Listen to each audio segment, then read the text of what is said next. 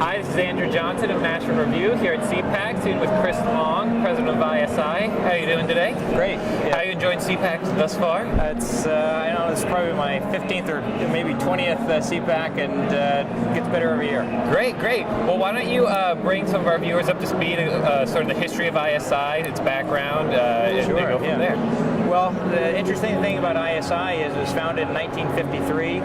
The only other conservative organizations that really existed were the Foundation for Economic Education and also Human Events. And so Bill Buckley, soon after he had written God and Men at Yale, he actually found out about Regnery Publishing that published his book by Frank Chodoroff, who was an editor of Human Events. And so he knew Frank. Frank had just started up the Intercollegiate Studies Institute in 1953, so Bill Buckley became the very first president of ISI back in 1953, and he did that until he founded National Review in 1955. So, you know, Buckley, of course, started ISI, National Review, Young Americans for Freedom, involved with the starting of the American Conservative Union that publishes, that sponsors CPAC, so there's a, you know, very strong Buckley connection. Yeah, in so many ways, the modern conservative movement always, you know, ends up at Buckley. Right back to Buckley, and the whole fusionist, you know, the idea of fusionism with Frank Meyer and Buckley and all the early editors of National Review that we had a panel on earlier this morning. Yeah, no, that was a great panel as well.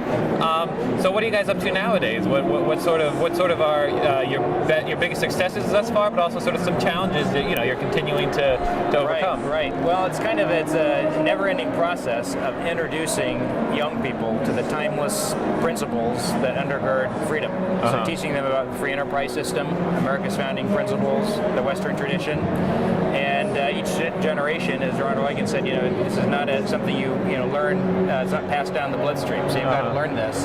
And so basically the same thing that we started doing with Bill Buckley and Frank Chodoroff back in 1953, we continue to do. And you know, in this time, with everyone frustrated about what's going on in Washington with the current administration and everything else, we find a lot of students maybe self-identify as libertarian. We also find a lot of students that maybe are coming from a religious background or conservative Catholics or evangelicals. But a lot of times these social conservatives have kind of bought in to the whole, it's currently kind of one of the rages, is this idea of social justice, communitarianism, you know, the belief that, you know, Jesus was a Democrat, Jesus is kind of a socialist, and so you can be socially conservative, but, you know, free markets are not, you know, it's not a in line with the social justice narrative. Exactly. And then the same thing with some of the libertarian students.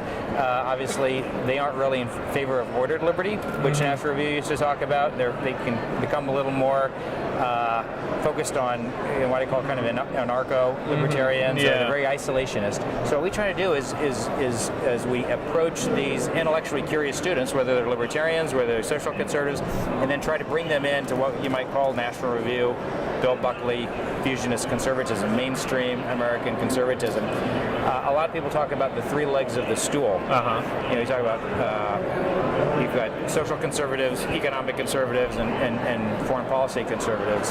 I try to dissuade people from speaking about that in those terms, because that is really a construct for a political coalition. And it's one thing, it's fine if you maybe agree with us on you know, a couple of issues and you want to vote with us, that's terrific. But what we try to do is understand that, try to get students to understand that these, you know, the philosophy, the principles, the ideas that you read about in National Review and that Bill Buckley espoused his entire life, they're integral.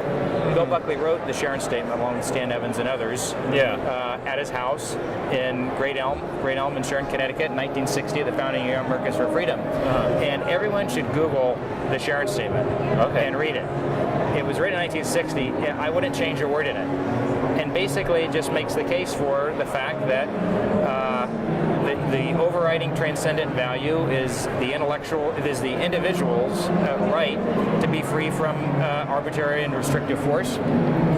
Everything else stems from that. You've got to have economic freedom before you can have political freedom, and before you can have religious freedom. And some of these core basic concepts, a lot of people are not familiar with today. And if we got back to those first principles, I think we'd be much more successful as a political, coalition, Exactly. and we would have that winning. And I want to touch on something you touched on earlier, which is sort of, this isn't passed through the bloodstream. It's sort of something that's an ongoing challenge. Not want to say challenge, but sort of an ongoing effort that people have to take part in.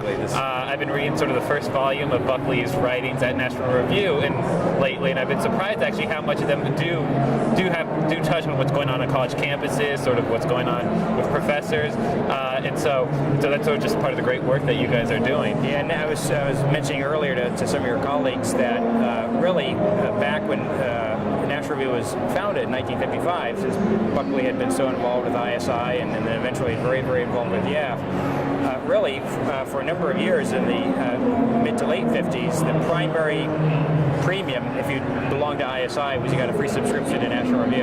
So the two organizations have been very closely intertwined and aligned, and lots of shared board members and donors, and Buckley would speak frequently for ISI for over the decades. All right, and what are sort of some things that we can look forward to ISI doing the next coming up? Well, the big project we're engaged in now is actually related to all of this. We are trying to come up with 100 key concepts that the concepts that kind of permeate from the Sharon Statement that we can teach students. So if you're a student at Stanford or you might be a student at Brown, if you go through ISI programs, you come away with this kind of shared experience. So again, teaching them, everything they need to know about the free enterprise system, America's founding principles, and the Western tradition. And once students have that basic core knowledge, then they tend to be with us for decades.